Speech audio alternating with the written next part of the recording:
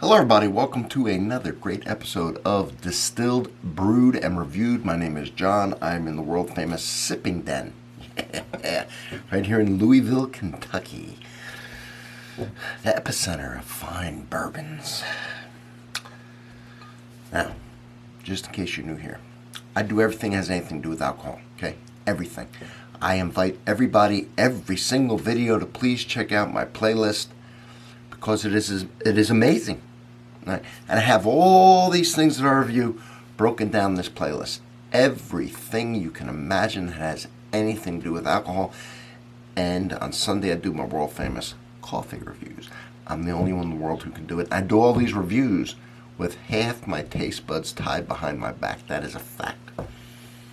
Today I'm excited about this because this was a very hard bourbon to get. This may be more local than anything. But it has been flying off the shelves in Louisville, Kentucky.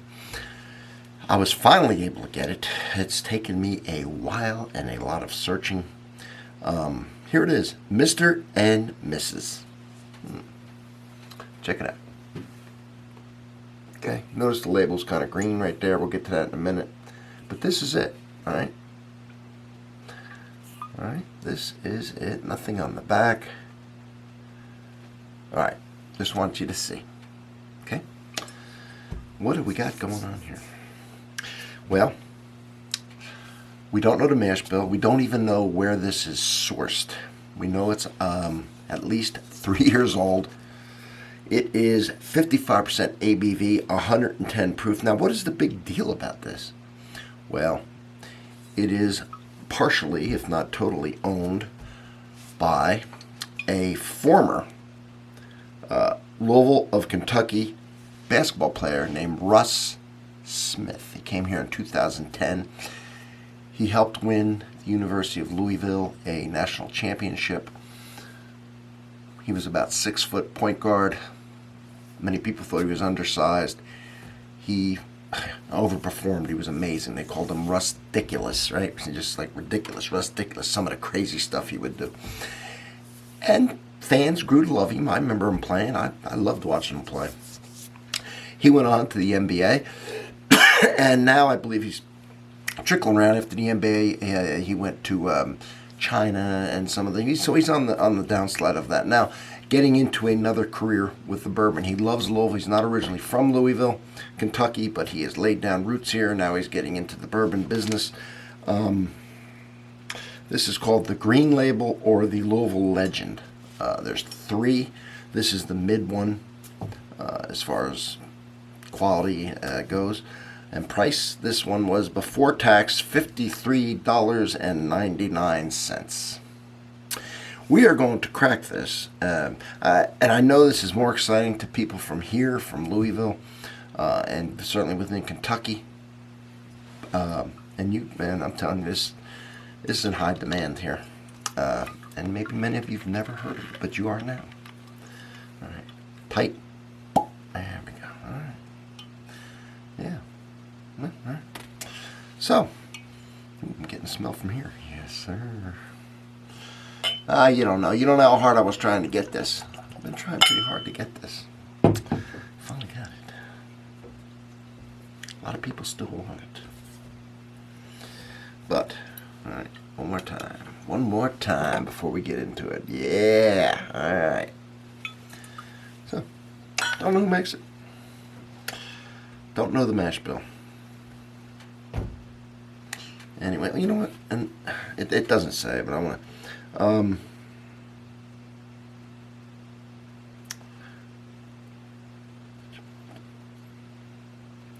All right. I was looking to see if there was anything. It says distilled with positivity in Kentucky and bottled by MMBC in Harrisburg, Kentucky. Things could be bottled anywhere. Doesn't mean they're made there by any means. It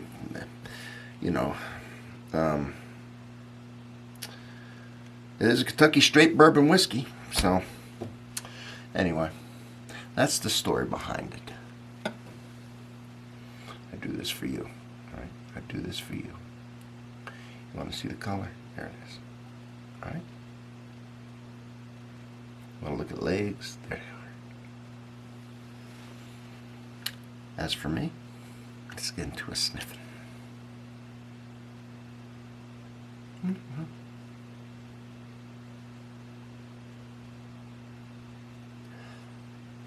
So, like I say, 110 proof, 55% alcohol by volume.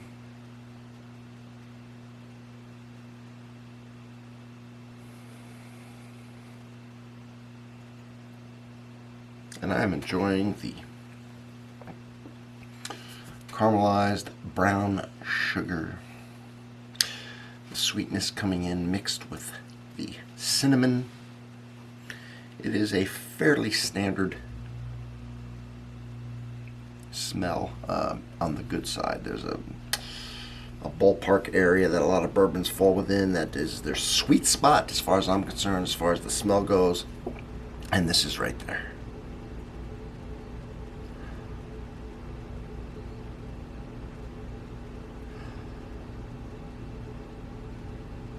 You know, you get a little chocolate, you get a little nuttiness, very common. You get that old caramelized brown sugar, maple syrup, pancake syrup. That is the quintessential smell of a bourbon. Not everyone, but a lot of them. It's good. A little bit of that bubble gum that I talk about sometimes. Maybe a splash of cola. So, well, let's give it a taste, shall we? Yeah.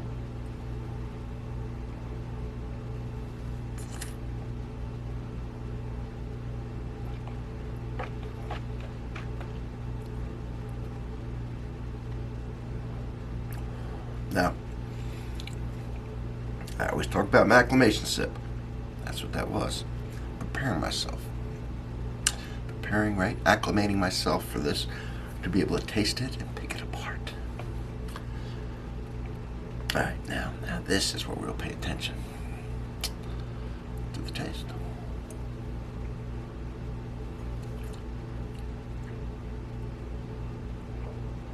First, let me talk about the mouthfeel. Well, the mouthfeel is nice. It's thick, a little bit oily, which I love. So then I would go out on a limb and say this is not chill filtered.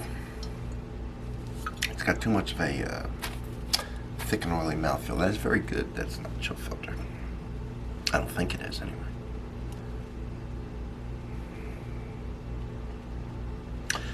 Now we gotta go in for the real taste, right?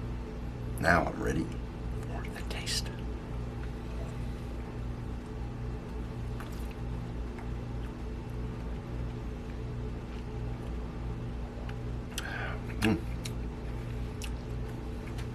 Okay.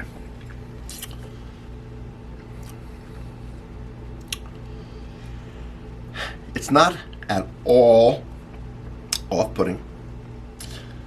It doesn't seem to be as complex as the nose was. So right off the bat, the fact that it doesn't taste bad or have any bad characteristics is solid. But how complex is it? How much am I pulling out of it? How thick layered are the flavors?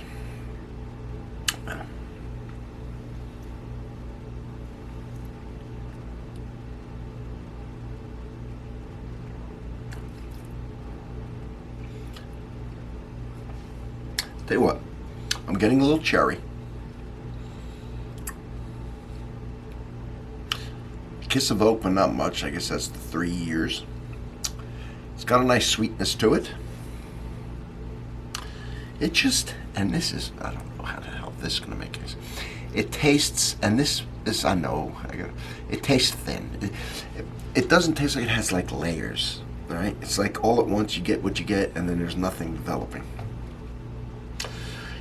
No bad things, just a little, just not as complex. I don't know if it's because it's only 3 years old. I mean, it is a nice ABV, so they've not watered it down too much, right? Left a lot of flavors in there. So the cherry That hint of sweetness. No bad bitterness that is on a lot of them. I guess it didn't pull the tannins from the wood, so it's not bitter. And it's not sweet, but it's got like a semi-sweetness to it. The typical a hint of again, the brown sugar, the maple syrup or whatever, just a hint of it. I like the cherry, maybe cherry cola.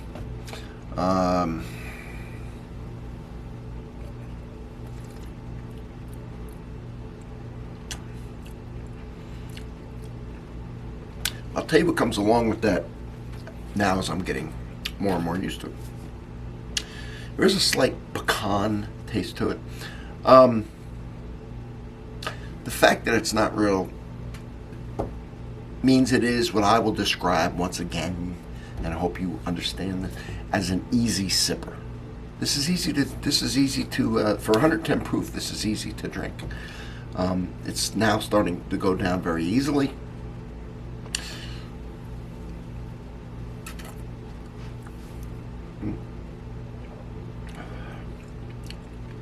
Actually tastes. Now I'm getting. Now I'm getting a lot of cinnamon. It's developing. My mouth is really acclimating now, and it is a. So I like cinnamon, and this had a nice shot of cinnamon right there in that last little. I'm gonna do a little more because it's really starting to develop now, and damn.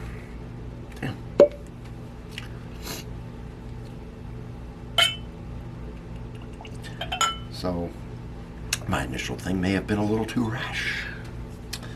Well,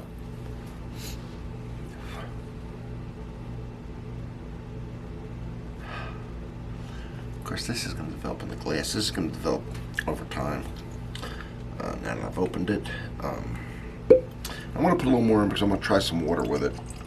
I am enjoying this. It is easy to drink. It doesn't have like a terrible burn to it or a nasty bitter aftertaste, anything like that. So therefore it goes down with that little bit of sweetness, right? That little bit of cinnamon. Coal of the nuttiness. It's just a pleasant sipper. But at 110 proof, yeah.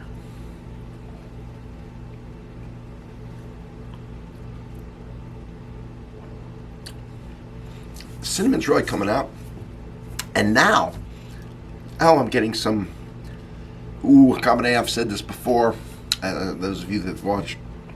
So I do grow. I have 3 gardens outside, and I grow a lot of peppers. Everything from banana and bell on up to some heat. This tastes like a pepper, black pepper, yeah, but also like a vegetative, like pepper that I would pick out of the yard that's got some heat to it. Nothing crazy. Maybe a habanero right under it. There's different ones, different heat levels. So it is becoming more and more complex. Let me put some water in it, although it seems to be opening up just fine. I don't need a lot of water. All right. It's worth the wait. Now, of course I loved watching him play, and so I've got a little biased toward him in a positive way, of course. But that being said, I didn't make it. I don't get any profits from it. Nothing happens to me if it's no good. So it's really got a bubblegum baseball card. Y'all ever get that in your whiskeys? Cinnamon. A little bit of burn on the nose. That's okay. The sweetness, the underlying sweetness, which can be described in many different ways. The usual ways would be maple syrup, honey, brown sugar.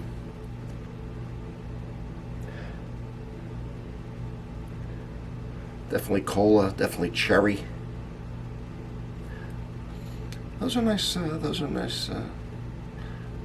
attributes.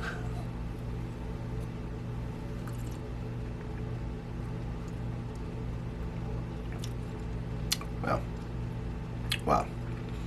Now it's dangerous.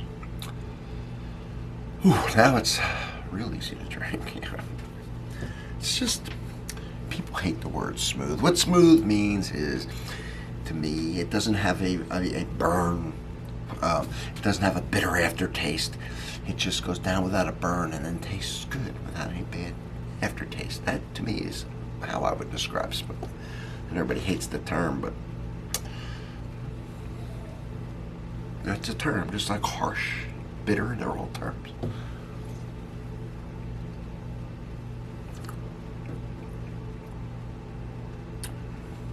Well,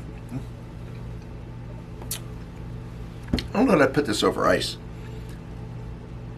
There's nothing wrong with it. This in a rocks glass with a big round cube. The way I'm going to enjoy this, to be honest with you, is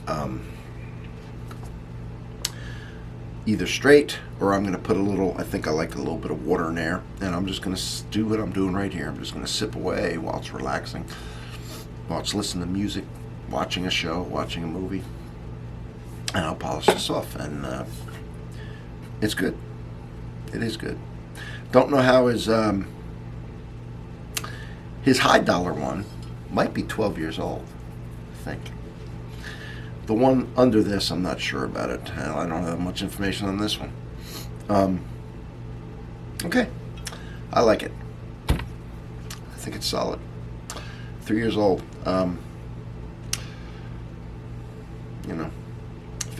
110 proof.